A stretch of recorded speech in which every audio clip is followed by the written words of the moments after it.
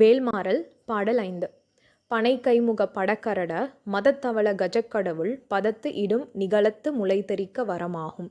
இந்த பாடலினுடைய பொருள் என்ன அப்படின்னு பார்த்தீங்கன்னா, பனை மரம் எவ்வளவு நீளமாக இருக்கோ அது போல யானையின் துதிக்கை இருக்கு.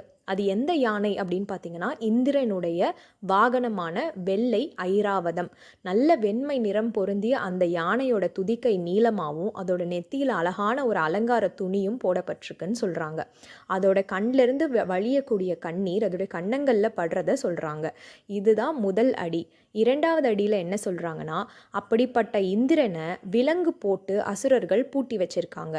அந்த விலங்குல ஒரு ஆணி இருக்குது.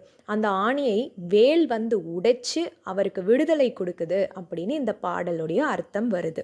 இந்த பாடலினுடைய அர்த்தத்தை நம்ம இப்படியும் பார்க்கலாம்.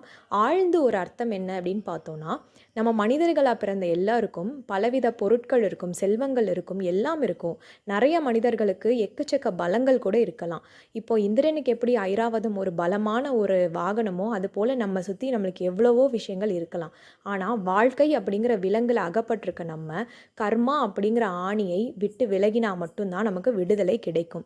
அந்த ஆணியான கர்மாவை உடைக்கிறது யாரு அப்படின்னா முருகனும் முருகன் கையில் இருக்கும் வேலு தான். ஸோ இறைவனை நாடி நம்ம முருகனை வேண்டி நின்னா நம்மளோட வாழ்க்கையிலையும் நமக்கு விடுதலை கிடைக்கும் அப்படிங்கிற பொருளில் தான் இந்த பாடல் எழுதப்பட்டிருக்கு. நம்மளோட வாழ்க்கையில் கர்மா குறைஞ்சி நம்ம நல்லபடியாக சந்தோஷமாக வாழணும் அப்படின்னு ஆசைப்படுற எல்லாரும் இந்த அடியை திரும்ப திரும்ப சொல்லிட்டே வாங்க. கண்டிப்பாக நல்லதே நடக்கும். நன்றி, வணக்கம்.